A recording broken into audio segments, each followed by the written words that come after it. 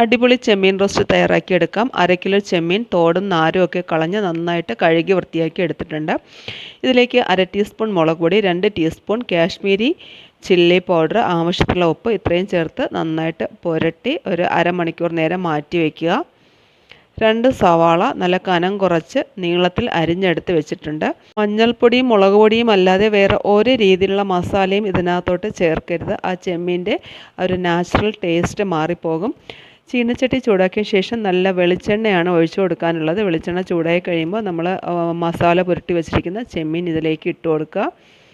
ചെമ്മീൻ ചെറുതായിട്ട് ഒന്ന് ഫ്രൈ ആയി വരുന്ന സമയത്ത് നമ്മൾ അരിഞ്ഞു വെച്ചിരുന്ന സവാളയും കറിവേപ്പിലയും കൂടി ഇതിനകത്തോട്ട് ഇട്ട് ചെമ്മീനും സവാളയും എല്ലാം കൂടി നന്നായിട്ട് നല്ല ഡ്രൈ റോസ്റ്റ് ആകുമ്പോഴത്തേനും ഇതിലേക്ക് വീണ്ടും 1 ടീസ്പൂൺ കാശ്മീരി മുളക് പൊടി കൂടി ചേർത്ത് കൊടുക്കുക. വീണ്ടും എല്ലാം കൂടി നന്നായിട്ട് ഫ്രൈ ആയി വരുമ്പോൾ ഫ്ലെയിം ഓഫ് ചെയ്ത് അടുപ്പത്ത് നിന്ന് മാറ്റുക. നമ്മൾ വേറെ